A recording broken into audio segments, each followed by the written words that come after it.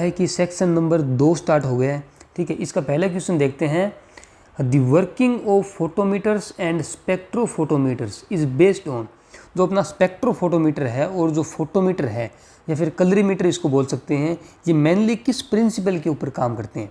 तो देखो, ये करते हैं mainly Beer's and Lambert's law के ऊपर। अब ये होता क्या है वो देखते हैं। तो इसमें क्या है कि दो अलग अलग साइंटिस्ट हैं, एक तो है बियर्स और एक है लैम्बर्ट। अब ये जो स्पेक्ट्रोफोटोमीटर है या फिर कलरीमीटर है, इसके ऊपर क्या होता है कि इसके अंदर एक क्यूवेट होगी। ठीक है, जिसके अंदर अपना सॉल्यूशन होगा, जिसकी हमें कंसंट्रेशन जो है वो पता करनी है, तो इसको बोलते हैं क्यूवेट। ठीक है, ये क्यूवेट होगी। अब इसके अंदर जैसे कि कोई सॉल्यूशन भरा हुआ है, ठीक है, अब इस सॉल्यूशन के अंदर कोई पार्टिकल होगा जिसकी हमें जो है वो कंसंट्रेशन पता करनी है, और इसके इस साइड के अंदर लगा होता है क्या, लाइट सोर्स। ठीक है, अब यहाँ से लाइट आएगी और इस पार्टिकल के ऊपर टकराएगी, तो ये पार्टिकल क्या करेगा कि कुछ लाइट को तो एब्जॉर्ब कर लेगा और बाकी की लाइट को जो है वो यहाँ से पास कर देगा। तो ये एक मेनली इसमें प्रोसेस रहती है। अब इसमें क्या होता है कि यहाँ पे दो साइंटिस्ट जो है वो हमारे पास आए। तो बियर्स था एक, तो उसने ये बोला, बियर्स ने, कि इसकी जो एब्जॉर्बेंस है सॉल्यूशन की वो डायरेक्टली प्रोपोर्शनल होती है कंसंट्रेशन ऑफ द सॉल्यूशन की। तो ये तो बियर्स ने बोला। और लैम्बर्ट ने बोला कि जो एब्जॉर्बेंस है सॉल्यूशन की वो डायरेक्टली प्रोपोर्शनल होती है path length of the light. Path length of light यानी कि लाइट जितना पाथ जो है वो कवर करेगी उतनी ही ज़्यादा एब्जॉर्बेंस होगी। अब पाथ लेंथ का मतलब है इसकी जो ये विड्थ होती है, इसको पाथ लेंथ बोलते हैं, इसको एल से डिनोट करते हैं। तो एब्जॉर्बेंस किसके डायरेक्टली प्रोपोर्शनल हो गई, एल के। अब जब इनको कंबाइन करेंगे तो हमारे पास बनेगा absorbance directly proportional to C and L, ये बन गया। अब इस प्रोपोर्शनल के साइन को उठाएंगे तो absorbance is equal to epsilon C and L. तो ये फॉर्मूला अपना बनता है। तो ये होता है कौन सा, बियर्स एंड लैम्बर्ट्स लॉ। इसी के ऊपर अपना कलरीमीटर काम करता है और इसी के ऊपर अपना जो है वो स्पेक्ट्रोफोटोमीटर काम करता है। तो इसका आंसर हो जाएगा कौन सा, fourth, Beer's and Lambert law. अब अगला क्वेश्चन इसमें है कि all of the following acids are commonly used for decalcification except, यानी कि एक को छोड़कर सारे के सारे जो है वो डीकैल्सिफिकेशन में हमारी हेल्प करते हैं। अब डीकैल्सिफिकेशन का मतलब होता है कि किसी भी टिश्यू से कैल्शियम को रिमूव करना। तो इसमें देखो फॉर्मिक एसिड है, इसको हम यूज़ करते हैं डीकैल्सिफिकेशन में। हाइड्रोक्लोरिक एसिड जो है HCl, उसको भी यूज़ करते हैं। नाइट्रिक एसिड जो है HNO3, उसको भी यूज़ करते हैं। ठीक है, जबकि नाइट्रिक एसिड तो बहुत ही एक अच्छा डीकैल्सिफाई एजेंट है, लेकिन जो टार्टरिक एसिड है उसको हम यूज नहीं करते हैं। तो इसका ऑप्शन, इसका सही आंसर हो जाएगा थर्ड, टार्टरिक एसिड। और अगर आपको मोस्ट कॉमनली पूछ ले, मोस्ट कॉमनली जो यूज़ होता है डीकैल्सिफिकेशन के लिए, तो वो आप लिखेंगे EDTA। EDTA जो है वो एक किलेटिंग एजेंट है और EDTA हम मोस्ट कॉमनली यूज़ करते हैं किसके लिए, डीकैल्सिफिकेशन के लिए। तो अगला क्वेश्चन है, water of the highest purity can be obtained by using. इसने बोला है कि जो हाईएस्ट प्योरिटी वाला जो वाटर है उसको हम किस चीज़ से प्राप्त कर सकते हैं। तो ऑप्शन है डी आयोनाइज़र, नेबुलाइज़र और कूलोमीटर और एम्पियर मीटर। देखो एम्पियर का मतलब होता है करंट से रिलेटेड है, तो ये जो है वो करंट के मेजरमेंट में काम आएगा, तो ये ऑप्शन तो नहीं है। कूलोमीटर भी करंट से रिलेटेड होता है, तो ये भी नहीं होगा। नेबुलोमीटर क्या होता है कि जो अपनी लिक्विड मेडिसिन होती है, तो लिक्विड मेडिसिन होती है उनको मिस्ट में चेंज करता है। मिस्ट का मतलब हो गया एक वेपर टाइप में, ताकि जो पेशेंट है वो उसको इनहेल कर सके, तो ये भी नहीं होगा। और नेक्स्ट है कौन सा, अपना डी आयोनाइज़र। तो इसका आंसर हो जाएगा डी आयोनाइज़र। ये क्या करेगा कि जो वाटर है उससे आयंस को रिमूव कर देगा ताकि वाटर अपनी हाईएस्ट प्योरिटी फॉर्म में आ सके। तो इसका आंसर हो जाएगा फर्स्ट, डी आयोनाइज़र। नेक्स्ट अपना है, which anaemia occurs due to bone marrow failure characterized by pancytopenia. अब देखो ऐसा कौन सा एनीमिया है जो कि पैनसाइटोपेनिया की कंडीशन पैदा करता है। अब देखो पैनसाइटोपेनिया का मतलब क्या होता है, इसमें सबसे पहले पैन का मतलब समझो। देखो आपने बहुत सारी मूवीज़ देखी होगी जो कि ऑल इंडिया रिलीज़ होती है, तो उनको बोलते हैं कि ये एक पैन इंडिया मूवी है, ये पैन इंडिया रिलीज़ होगी। तो पैन का मतलब होता है कंप्लीट, सारी चीज़ों को मिलाकर जो है वो इसको पैन बोलते हैं। और साइटोपेनिया का मतलब होता है कि नंबर ऑफ सेल्स का कम होना। तो पैनसाइटोपेनिया का मतलब है कि ब्लड के अंदर जितने भी टाइप की सेल्स है वो सारी की सारी जो है वो कम हो जाएगी, उनका नंबर जो है वो कम हो जाएगा। तो ऐसा किस एनीमिया के केस में होता है। तो चौथा आंसर इसका है इसका जो चौथा ऑप्शन है वो है पर्नीसिस एनीमिया। अब पर्नीसिस एनीमिया क्या होता है, ये होता है अपनी विटामिन B12 की कमी से, ठीक है। अब इसमें क्या होगा कि इसके अंदर आरबीसी का साइज जो है वो बड़ा रह जाएगा, ठीक है, आरबीसी का साइज जो है वो बड़ा हो जाएगा। तो ये तो ऑप्शन नहीं है, क्योंकि इसमें सेल्स जो है वो कम नहीं हो रही है, सेल्स का साइज बढ़ रहा है। और नेक्स्ट है कौन सा, 3 नंबर वाला ऑप्शन सिकल सेल एनीमिया, ये म्यूटेशन से होगा। तो इसमें क्या होगा कि इसके अंदर जो आरबीसी है वो सिकल शेप हो जाएगी इस तरीके से, तो नंबर तो इसमें भी कम नहीं हो रहा है। नेक्स्ट अगला है मिगेलोब्लास्टिक एनीमिया, ये होता है अपनी किसकी, आयरन की कमी से। और इस केस में भी क्या होगा कि सेल का साइज जो है वो बड़ा हो जाएगा, तो ये भी नहीं होगा। हमें क्या चाहिए, हमें तो नंबर कम चाहिए, ठीक है। और लेकिन जो ए प्लास्टिक एनीमिया है उसमें क्या होगा कि जो हमारी बोन्स के अंदर बोन मैरो है, ठीक है, तो बोन मैरो का वो टिश्यू जो कि ब्लड सेल्स बनाता है वो टिश्यू ही डैमेज हो जाएगा। तो अगर जो टिश्यू ही डैमेज हो गया तो सारी की सारी सेल्स नहीं बनेगी, जो जो ब्लड सेल्स बनती है वो सारी की सारी नहीं बनेगी, तो सभी सेल्स के नंबर में जो है वो कमी आ जाएगी, और इसी को हम क्या बोल देंगे, पैनसाइटोपेनिया। तो इसका आंसर हो जाएगा फर्स्ट ए प्लास्टिक एनीमिया। इसमें जो बोन मैरो है वो खुद ही काम करना बंद कर देती है, इसी को हम बोलते हैं क्या, ए प्लास्टिक एनीमिया। तो इसका आंसर हो जाएगा फर्स्ट वाला। तो नेक्स्ट अपने पास है which of the following is a cytoplasmic fixative, यानी वो कौन सा फिक्सेटिव है जो कि साइटोप्लाज्म को फिक्स करेगा, ठीक है। तो मैं आपको बता दूं कि तो जो चैंपीज फ्लूइड है वो क्या है, वो साइटोप्लाज्मिक फिक्सेटिव है। बाकी सारे के सारे जो है वो एक टाइप की न्यूक्लियर फिक्सेटिव है। तो ये आपको याद रखना है कि इसका आंसर हो जाएगा कौन सा, चैंपीज फ्लूइड, ये एक साइटोप्लाज्मिक फिक्सेटिव है। बाकी सारे जो है जैसे कि क्लार्केज, न्यूकमर एंड कार्नोइज फ्लूइड, ये सारे के सारे न्यूक्लियर फिक्सेटिव है। तो नेक्स्ट क्वेश्चन है अपना कि macrocytic normochromic RBC is commonly seen which of the following disease, कि मैक्रोसाइटिक नॉर्मोक्रोमिक आरबीसी किस केस में मिलती है। तो देखो नॉर्मोक्रोमिक का मतलब क्या होता है, क्रोमिक का मतलब कलर, कलर कौन देता है, हीमोग्लोबिन। नॉर्मो का मतलब नॉर्मल, यानी कि हीमोग्लोबिन लेवल तो क्या होगा, नॉर्मल होगा। लेकिन साइज जो है वो मैक्रोसाइटिक, यानी कि साइज बड़ा हो जाएगा। मैक्रो का मतलब बड़ा, यानी कि साइज जो है वो आरबीसी का बड़ा हो जाएगा, लेकिन हीमोग्लोबिन जो है वो एकदम बराबर रहेगा। तो ये जो है वो किस केस के अंदर हम देखने को मिलेगा। तो देखो इसमें दो चीज़ें होती है, एक तो होता है अपना आयरन और एक होता है विटामिन B12। अब जो आयरन है, आयरन से आपको पता है कि आयरन से क्या बनेगा, हीमोग्लोबिन बनेगा। और जब भी आयरन की कमी होगी तो हीमोग्लोबिन कब बनेगा, जब हीमोग्लोबिन कम बनेगा तो वो क्या होगा, वो हाइपोक्रोमिक वाली कंडीशन हो जाएगी, यानी कि कलर थोड़ा सा फेड मिलेगा अपने को, पूरा का पूरा लाल रंग नहीं मिलेगा, थोड़ा सा फेड मिलेगा, उसको बोलेंगे क्या, हाइपोक्रोमिक कंडीशन। लेकिन जो विटामिन B12 है वो क्या करेगा, वो आरबीसी के साइज़ को कंट्रोल करेगा। अब आपको पता है कि जब भी आरबीसी बनती है तो बनने के दौरान आरबीसी का साइज़ जो है वो कम होता जाता है, और लास्ट में आरबीसी का साइज़ 8 माइक्रोमीटर के आसपास रह जाता है, ठीक है। अगर विटामिन B12 की कमी हो गई तो क्या होगा कि वो साइज़ जो कम हो रहा है वो कम नहीं हो पाता है, वो आरबीसी का साइज़ बड़ा ही रह जाता है। इसीलिए क्या होगा कि विटामिन B12 की कमी से आरबीसी का साइज़ बड़ा मिलेगा, जिसको क्या बोलेंगे, मिगेलोब्लास्टिक बोलेंगे, ठीक है, मिगेलोब्लास्टिक बोलेंगे, ठीक है। मिगेलो का मतलब आरबीसी का साइज़ बड़ा हो जाना, तो ये है। और विटामिन B12 की वजह से जो एनीमिया होगा उसको हम बोलते हैं क्या, पर्नीसिस एनीमिया।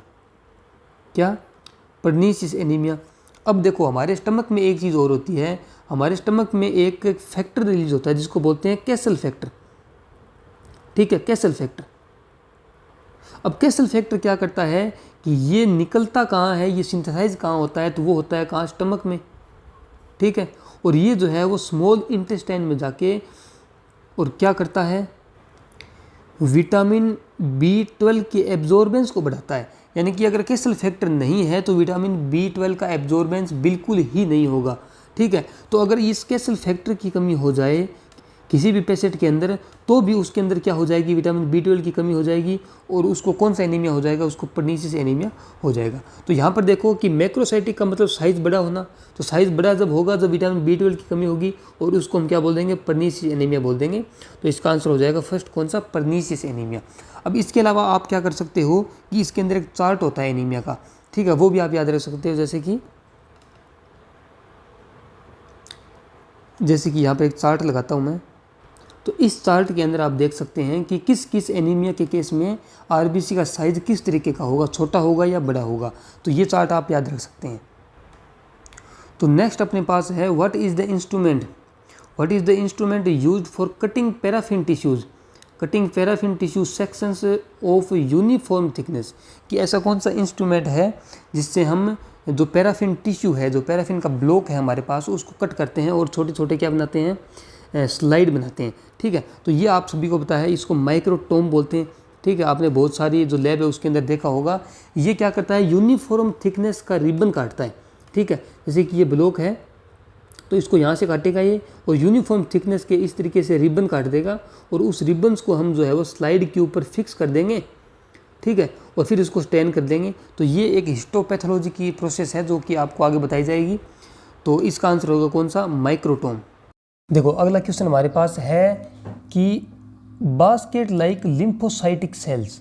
ठीक है, लिम्फोसाइट सेल है लेकिन शेप कैसी है, बास्केट जैसी, with no cellular walls, cell wall इसके अंदर है नहीं, सीन इन लिम्फोसाइटिक ल्यूकेमिया, ये लिम्फोसाइटिक ल्यूकेमिया के केस में मिलती है, आर नोन एज, उनको क्या बोलते हैं, ये क्वेश्चन के अंदर पूछा गया है। तो देखो कंडीशन क्या है, एक तो ये लिम्फोसाइटिक सेल्स है, ठीक है, दूसरा ल्यूकेमिया के केस के अंदर वो लिम्फोसाइटिक सेल्स जिनकी शेप जो है वो कैसी होगी, बास्केट जैसी होगी, उन सेल्स को क्या बोलते हैं। तो देखो ये जो सेल्स हैं इनका दूसरा नाम होता है क्या, समद सेल्स। ठीक है, इनको समद सेल्स भी बोलते हैं। और ये किस केस में मिलती है, ये मिलती है अपनी किसके, लिम्फोसाइटिक ल्यूकेमिया के केस में। और स्पेसिफिक अगर देखें कौन सा ल्यूकेमिया, तो वो है क्रोनिक लिम्फोसाइटिक ल्यूकेमिया, इसको हम CLL भी बोलते हैं। ठीक है, तो इस CLL के केस के अंदर हमें क्या देखने को मिलता है, हमें समद सेल्स देखने को मिलती है, जिसको बास्केट सेल्स भी बोलते हैं या बास्केट लाइक लिम्फोसाइट भी बोलते हैं। और इसकी खास बात यह है कि इसमें सेल्यूलर वॉल जो है वो नहीं मिलती है। तो इसका आंसर हो जाएगा कौन सा, थर्ड, समद सेल्स। अब अगर और बॉडीज़ की बात करें तो ये मिलती है अपने को किसके केस में, AML के केस में। ठीक है, एक्यूट माइलोइड ल्यूकेमिया के केस में कौन सी मिलती है, और बॉडीज़, इसको और रोड्स भी बोलते हैं। और जो डोली बॉडीज़ है ये भी एक टाइप की क्या होती है, ये भी WBC होती है एक टाइप की, जो कि हमें जो है वो इन्फेक्शन के केस में, इन्फेक्शन के केस में या फिर इन्फ्लामेशन के केस में जो है वो हमें देखने को मिलती है। तो ये आपको याद रखनी है कि ये जो बास्केट लाइक लिम्फोसाइट है उसको दूसरा नाम क्या है, समद सेल्स है। तो एक क्वेश्चन तो अपना ये हो गया। नेक्स्ट क्वेश्चन है अपना कि all the following methods are used in estimation of ESR except, कि कौन सा मेथड है जो कि ESR के लिए यूज नहीं होता है। तो ठीक है, तो कौन सा मेथड है, देखो आपको याद रखना है कि एक तो ये एसराइट मेथड, वेस्टरग्रेन मेथड और विंट्रोब मेथड, ये तीनों की तीनों जो मेथड है वो आपको पता है ये ESR के लिए काम में लेते हैं। इन तीनों से जो है हम ESR एस्टिमेट कर सकते हैं। ठीक है, लेकिन जो ड्यूक मेथड और IV मेथड है ये मैं आपको बता चुका हूँ, ये ब्लीडिंग टाइम के लिए होते हैं, किसके लिए, BT के लिए होते हैं। तो इसका आंसर कौन सा हो जाएगा, फर्स्ट हो जाएगा। अब अगर बात करें वेस्टरग्रेन मेथड की, तो वेस्टरग्रेन मेथड जो है वो केवल और केवल ओनली फॉर ESR, ये केवल और केवल ESR के लिए होता है।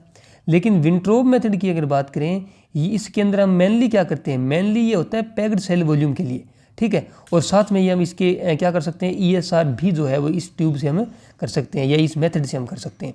तो मैंने आपको बताया कि जो वेस्टरग्रेन है वो केवल ESR के लिए होता है, और विंट्रोब ट्यूब जो है वो मेनली किसके लिए होती है, मेनली PCV के लिए होते हैं, लेकिन ESR भी जो है वो इससे कर सकते हैं।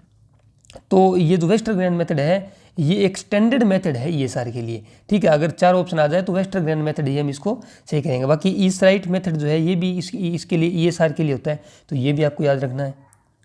अब दूसरा ये है कि ESR के लिए हम सैंपल कौन सा लेंगे, तो जो वेस्टरग्रेन मेथड है इसके लिए जो सूटेबल सैंपल होता है, ठीक है, जो सूटेबल सैंपल होता है वो होता है कौन सा, सिट्रेटेड सैंपल। ठीक है, सिट्रेटेड सैंपल लेते हैं। इसके अंदर जो सिट्रेट वाली ट्यूब होती है, जो कि कौन सी होती है, ब्लू कैप वाली जो वाइल है उसके अंदर हम सैंपल लेते हैं। ठीक है, और वही सैंपल सूटेबल है किसके लिए, वेस्टरग्रेन मेथड के लिए। और इस सैंपल के अंदर जो है वो एंटीकोगुलेंट और ब्लड का रेशियो कितना रहता है। ठीक है, तो इसके अंदर हम 1:4 का रेशियो लेते हैं। यहाँ पर 1 है कौन सा, एंटीकोगुलेंट अपना जो कि सिट्रेट है, और 4 पार्ट जो है वो इसका क्या है, यहाँ पे ब्लड होता है। तो इस तरीके से हम क्या करते हैं, ESR करते हैं वेस्टरग्रेन मेथड से। और अगला क्वेश्चन है अपना कि which of the following disease is commonly characterized by the absence of homogentisic acid oxidase. ये पूछा है कि कौन सी डिजीज है जो कि होमोजेंटिसिक एसिड ऑक्सीडेज एंजाइम की कमी से होती है। ठीक है, तो कुछ ऐसी डिजीज है जो कि कुछ एक एंजाइम की कमी से होती है, एंजाइम की डेफिशिएंसी से होती है, तो उनको हम एक साथ देख लेते हैं। जैसे कि मैं अभी एक फ़ोटो ऐड करता हूँ। अब इसमें देखो, जैसे कि फिनाइल कीटोन यूरिया जो डिजीज़ है वो ये तो डिसऑर्डर है, और ये एंजाइम की डेफिशिएंसी है कि कौन सी एंजाइम की डेफिशिएंसी से ये डिसऑर्डर होता है, और ये कुछ की पॉइंट्स है। तो मेनली इसमें ये है कि कौन सी डिजीज़ होगी, ठीक है, और वो किस एंजाइम की डेफिशिएंसी से होगी, ये आपको याद रखना है। जैसे कि इंपॉर्टेंट में सबसे इंपॉर्टेंट है फिनाइल कीटोन यूरिया। ये किसकी कमी से होता है, तो ये फिनाइल एलेनिन हाइड्रोक्सिलेज से। ठीक है, होमोसिस्टिनूरिया, ठीक है, जो कि सिस्टीथायोन बीटा सिंथेटेज से। और अगला है एल्केप्टोन यूरिया, ये है होमोजेंटिसिक एसिड ऑक्सीडेज, इसकी कमी से होता है, जो कि अभी क्वेश्चन में पूछा गया है एल्केप्टोन यूरिया। तो इसका आंसर क्या हो जाएगा अपना, एल्केप्टोन यूरिया हो जाएगा। अच्छा, नेक्स्ट इसमें मेपल सिरप यूरिन डिजीज, ये होती है branched chain alpha keto acid dehydrogenase से। ठीक है, तो ये आपको याद रखना है, और इसका जो आंसर है वो हो जाएगा कौन सा, एल्केप्टोन यूरिया। तो अगला क्वेश्चन हमारे पास है कि which of the following statement is false regarding INR। INR जो है इंटरनेशनल नॉर्मलाइज्ड रेशियो, ये फुल फॉर्म भी आपको याद रखनी है। और ये पूछ रहा है कि INR के लिए कौन सा स्टेटमेंट जो है वो फॉल्स है। तो पहले समझते हैं कि INR बेसिकली होता क्या है। तो देखो, एक होता है प्रोथ्रोम्बिन टाइम, जो कि एक क्लोटिंग डिसऑर्डर से रिलेटेड है। तो जो प्रोथ्रोम्बिन टाइम है, पहले क्या करते थे कि डायरेक्ट जो है वो पीटी निकालते थे। अब डायरेक्ट पीटी निकालने का इसमें एक प्रॉब्लम ये है कि जो सभी लैब्स हैं उनके तरीके अलग अलग हैं पीटी निकालने की। तो उन सब के जो पीटी है वो अलग अलग आते थे, उनकी नॉर्मल रेंज भी जो है वो इंस्ट्रूमेंट वाइज चेंज होती थी। ठीक है, तो ये पीटी निकालना थोड़ा सा गलत था, इसीलिए, क्योंकि एक नॉर्मल रेंज जो है वो सबकी सेम होनी चाहिए, इसलिए हमें मेथड भी ऐसा यूज़ करना पड़ेगा जिसमें कि सभी की नॉर्मल रेंज पूरे world wide normal range same आए। तो इसलिए हमने क्या किया कि पीटी को निकालना बंद कर दिया, हमने पीटी निकालने का तरीका चेंज कर दिया। तो फिर इस केस के अंदर जो है जो नया तरीका है उसी को हम क्या बोलते हैं, INR बोलते हैं, इंटरनेशनल नॉर्मलाइज्ड रेशियो। अब INR में हम क्या करते हैं कि हमने कुछ नॉर्मल इंसान ले लिए, ठीक है, और इनका जो है वो प्रोथ्रोम्बिन टाइम निकाला। ठीक है, PT1, PT2, PT3, PT4, ये वाला पुराना मेथड है। तो इन सभी नॉर्मल इंसानों का पीटी हमने ले लिया, और फिर जो है वो इसका हमने मीन निकाल लिया या एवरेज निकाल लिया। ठीक है, इसको बोलते हैं पीटी मीन, या फिर इसको बोल देते हैं क्या, पीटी कंट्रोल। ठीक है, ये हमने निकाल लिया, और फिर हमें जिस पेशेंट का INR निकालना है, ठीक है, अब INR का फॉर्मूला यहाँ से डिराइव होगा। जैसे कि हमें किसी पेशेंट का निकालना है तो उसका पीटी निकाल लो, पीटी ऑफ पेशेंट, ठीक है, और डिवाइड बाई पीटी, ये कंट्रोल। ठीक है, ये कंट्रोल लगा लिया। अब ये वाला जो रेशियो आएगा, ये वाला रेशियो एक नॉर्मलाइज्ड रेशियो है, ये पूरे वर्ल्ड वाइड सेम रहता है। ठीक है, तो इससे इंटरप्रेट करना थोड़ा आसान होता है, इसीलिए हमने INR निकाला। कैसे निकालते हैं, पेशेंट का प्रोथ्रोम्बिन टाइम बटे क्या, प्रोथ्रोम्बिन टाइम कंट्रोल कैसे निकाला, बहुत सारे जो नॉर्मल पेशेंट है, जो नॉर्मल पर्सन है, उनका मीन निकाला है हमने। तो इसको जो है वो पीटी कंट्रोल बोल दो, या फिर पीटी इसको मीन भी बोल सकते हैं। तो यहाँ पे आता है हमारा कौन सा, INR रेशियो।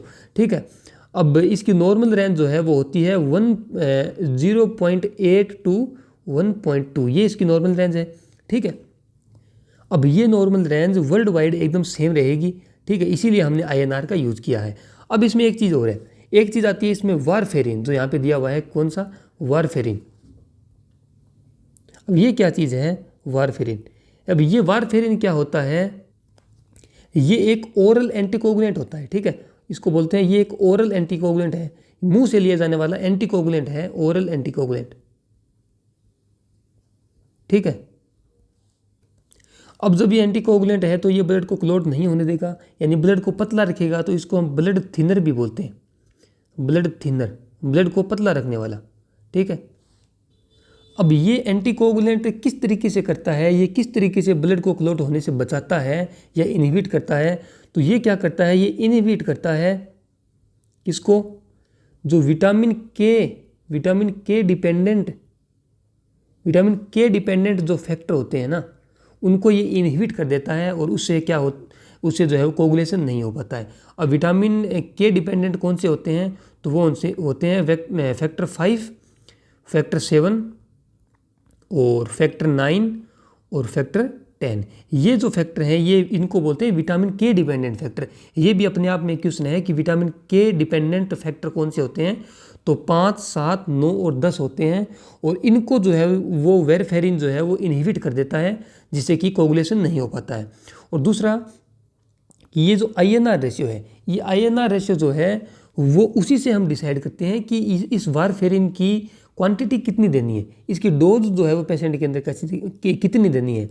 ठीक है, तो जब थेरेपी चलेगी, जो वारफेरिन थेरेपी पेशेंट को चलेगी, ठीक है, तो इसकी डोज जो है डोज कितनी देनी है वो डिसाइड करेंगे हम किससे, INR से डिसाइड करेंगे। तो ये बात भी आपको एक याद रखनी है। अभी ऑप्शन पढ़ते हैं कि INR के बारे में कौन सा जो है वो गलत है। तो पहला ऑप्शन ये है कि INR is calculated by the formula patient PT upon control PT, तो ये तो ठीक है। नेक्स्ट ये है कि the INR test is use to assess effectiveness of warfarin, ये भी ठीक है, हमने अभी पढ़ा है। INR test is blood clotting test, ये भी ठीक है। For normal patient who are not on anticoagulation, कोई नॉर्मल पेशेंट है जो कि एंटीकोगुलेंट थेरेपी पर नहीं है, तो उसका जो INR है वो यूजुअली जो है वो नॉर्मल रेंज इसकी 3 से 4 बता रहा है, जो कि बिल्कुल गलत बात है। मैंने आपको बताया कि जो नॉर्मल रेंज इसकी है वो कितनी होगी, 0.8 से लेकर 1.2 तक होगी। तो ये ऑप्शन गलत हो गया, तो इसका ऑप्शन भी कौन सा हो जाएगा, इसका आंसर भी ऑप्शन नंबर 4 हो जाएगा। नेक्स्ट क्वेश्चन अपना है कि फोसेट reagent is commonly used for. ठीक है, तो फोसेट रिएजेंट जो है वो किसके केस में, किस चीज़ के एस्टिमेशन में हम काम में लेते हैं या किस चीज़ के डिटर्मिनेशन में हम काम में लेते हैं।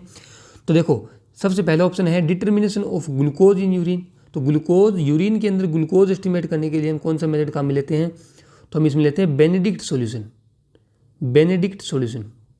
ठीक है, तो ये तो गलत हो गया, इसमें तो काम में नहीं लेते हैं। सेकंड ऑप्शन इसका है determination of acetone.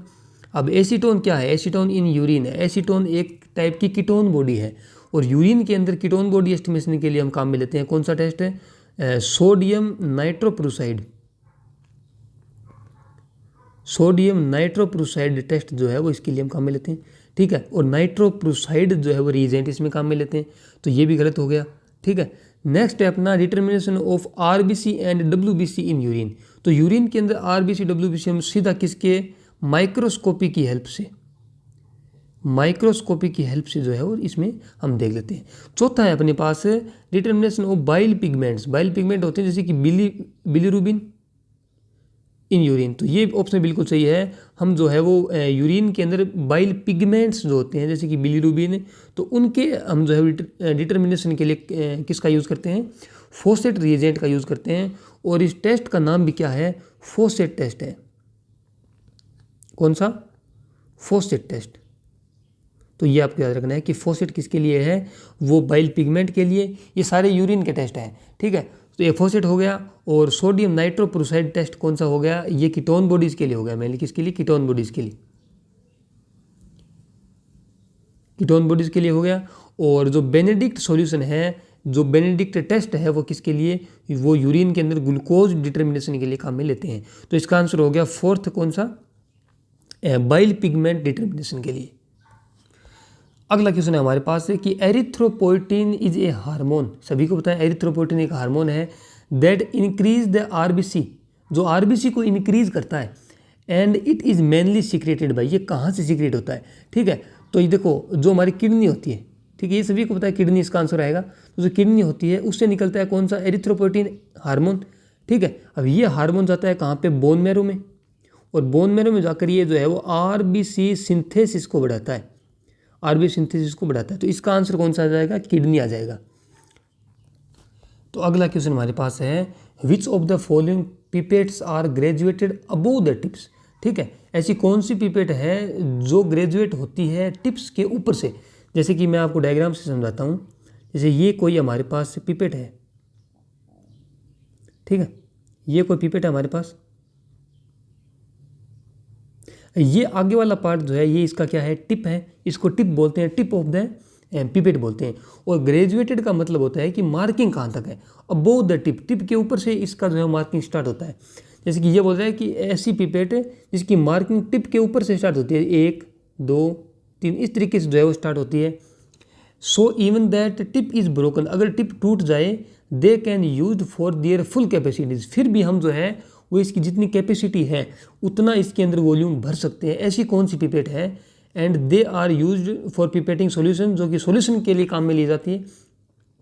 But they are not convenient for perform serological test, और जो सीरोलॉजिकल टेस्ट के लिए कन्वीनियंट नहीं है या सीरोलॉजिकल टेस्ट के लिए इसको काम में नहीं लेते हैं। तो ऐसी कौन सी पिपेट है? देखो जो मोहर पिपेट है ना, वो इस टाइप की पिपेट है। अब इसमें मोहर पिपेट में क्या होगा कि जो मार्किंग जो है वो टिप के ऊपर से स्टार्ट होती है। तो अगर ये वाली टिप अगर टूट जाए यहाँ से, तो फिर भी हम यहाँ से मतलब यहाँ से इसकी मार्किंग स्टार्ट है, तो हम इसकी जो फुल कैपेसिटी है यहाँ तक 10 तक है, तो इसको फुल यहाँ तक भरकर काम में ले सकते हैं।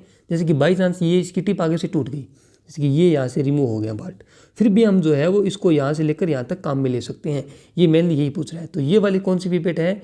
ये है मोहर पिपेट है। बाकी सभी जो पिपेट है उनमें ये फैसिलिटी अपने को नहीं मिलती, उनमें जो मार्किंग है वो नीचे से स्टार्ट होती है। और दूसरा इसमें बोला है कि ये सीरोलॉजिकल टेस्ट में काम में नहीं आती। तो इस पिपेट में क्या है कि जो सीरम चिपक जाता है अंदर, तो इसके लिए सीरोलॉजिकल टेस्ट के लिए हमें अलग से पिपेट चाहिए। तो ये वाली पिपेट जो है वो सीरोलॉजी के लिए काम में नहीं ले सकते हैं वो। तो इसका आंसर कौन सा हो गया? मोहर पिपेट्स। अगला क्वेश्चन हमारे पास है, all of the following methods are used to estimate haemoglobin in the blood except B. कौन सा मेथड है जो कि हीमोग्लोबिन एस्टिमेशन के लिए काम में नहीं लिया जाता है? ये पूछा है बेसिकली। तो आपको पता है कि सालिज मेथड लिया जाता है। सिन विथ हेमोग्लोबिन मेथड भी जो है वो हीमोग्लोबिन एस्टिमेशन का एक स्टैंडर्ड मेथड है, ठीक है, सबसे बढ़िया मेथड यही माना जाता है। और ऑक्सी हीमोग्लोबिन मेथड भी हम किसके लिए यूज़ करते हैं? हीमोग्लोबिन एस्टिमेशन के लिए करते हैं।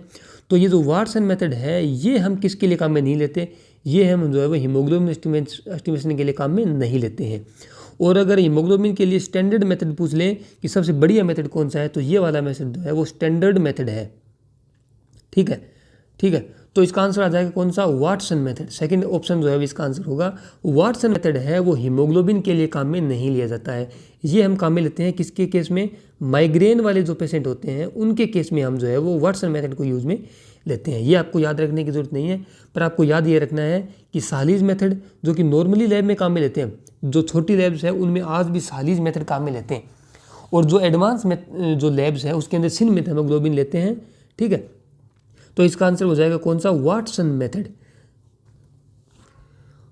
नेक्स्ट क्वेश्चन है, which of the following disease can diagnosed by the demonstration of LE cells. जो एली सेल्स है, ल्यूपस एरिथ्रोमेटस सेल्स जिसको बोलते हैं, वो किस डिजीज के केस में मिलती है? तो वो देखो एली सेल्स जो है वो मेनली न्यूट्रोफिल होती है, ठीक है। ये एक टाइप की क्या है? न्यूट्रोफिल है, न्यूट्रोफिल्स होती है। ये मिलती है अपने को ऑटो इम्यून डिजीज के केस में। ऑटो इम्यून डिजीज जब होती है तो उस केस में हमने को एली सेल्स देखने को मिलती है, ठीक है। और ये मेनली जो है वो अपने को सिस्टेमिक ल्यूपस एरिथ्रोमेटस के केस में मिलती है। इसको एसएलई बोलते हैं, ये एक डिजीज़ है। तो एसएलई के केस के अंदर मेनली एली सेल्स देखने को मिलती है। ये आपको याद रखना है, बहुत ही इंपॉर्टेंट क्वेश्चन है, बहुत बार एग्जाम में पूछते हैं कि ये जो एली सेल्स है वो किस डिजीज़ के केस में देखने को मिलती है। तो वो एसएलई के जो डिजीज़ है उसके केस में देखने को मिलती है। अगला क्वेश्चन हमारे पास है, द टर्म ल्यूकोसाइटोपेनिया मीन्स, इसका मतलब क्या होता है? तो देखो ल्यूकोसाइट कौन सी होती है? डब्ल्यूबीसी को बोलते हैं, ठीक है। और पेनिया का मतलब है कि इसका नंबर कम हो जाना, किसी भी सेल का नंबर कम हो जाना को बोलते हैं पेनिया। तो यानी कि डब्ल्यूबीसी का नंबर कम हो जाए उसको बोलते हैं ल्यूकोसाइटोपेनिया, सीधा सा है। तो इसमें आ जाएगा डिक्रीज्ड डब्ल्यूबीसी इन ब्लड, इसको बोलते हैं क्या? ल्यूकोसाइटोपेनिया। तो आंसर हो जाएगा इसका फोर्थ आंसर, ठीक है। अब वैसे और ऑप्शन देखें तो इंक्रीज्ड प्लेटलेट इन ब्लड, अगर प्लेटलेट की संख्या बढ़ जाए तो उसको क्या बोलते हैं? तो जब भी संख्या बढ़ती है तो लास्ट में सिस आता है, तो हम लिखते हैं कि उस प्लेटलेट को बोलते हैं थ्रोम्बोसाइट्स। तो इसका हो जाएगा थ्रोम्बोसाइटोसिस, थ्रोम्बोसाइटोसिस। नेक्स्ट है डिक्रीज प्लेटलेट, अगर प्लेटलेट कम हो जाए तो ये हो जाएगा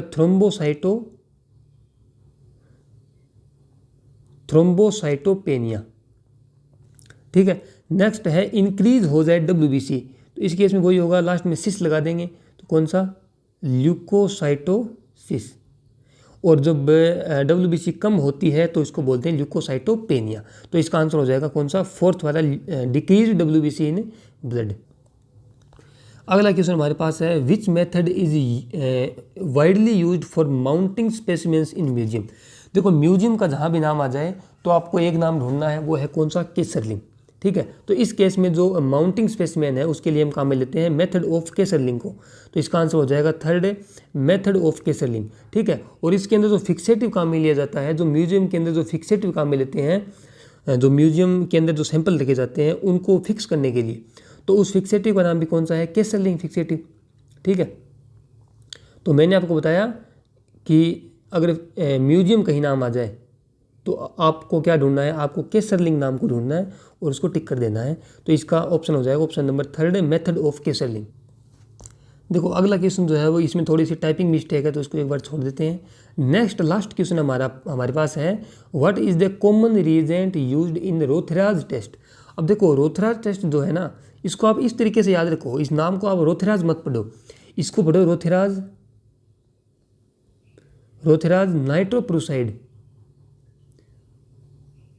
नाइट्रोप्रोसाइड टेस्ट। ठीक है, अब इसमें क्या होगा, इसका फ़ायदा ये है कि इसमें आपको रिएजेंट का नाम अलग से याद रखना नहीं पड़ेगा। ठीक है, तो इसमें कौन सा रिएजेंट यूज़ करते हैं, तो वो होगा कौन सा, नाइट्रोप्रोसाइड। ठीक है, या पूरा बोलें तो सोडियम नाइट्रोप्रोसाइड जो है वो इसमें हम यूज़ करते हैं। और मेनली जो रोथराज टेस्ट है वो यूज़ करते हैं हम किसके लिए, कीटोन बॉडीज़ के लिए यूज़ करते हैं, फॉर कीटोन बॉडीज़। किसके लिए, कीटोन बॉडीज़ के लिए जो है वो ये टेस्ट यूज़ करते हैं। और मेनली हमारी बॉडी के अंदर 3 कीटोन बॉडीज होती है। पहली होती है कौन सी, एसीटोन। ठीक है, सेकंड हमारे पास है कौन सी, ये एसीटो एसीटेट, एसीटो एसिड। और थर्ड हमारे पास है बीटा हाइड्रोक्सी ब्यूटायरेट। तो ये 3 टाइप की जो है वो कीटोन बॉडीज हमारी बॉडी के अंदर देखने को मिलती है। और इनके लिए हम कौन सा टेस्ट यूज़ करते हैं, रोथराज टेस्ट हम जो है वो यूज़ करते हैं, या फिर इसको हम पढ़ेंगे रोथराज नाइट्रोप्रोसाइड टेस्ट। तो इसका ऑप्शन सही हो जाएगा थर्ड ऑप्शन, नाइट्रोप्रोसाइड।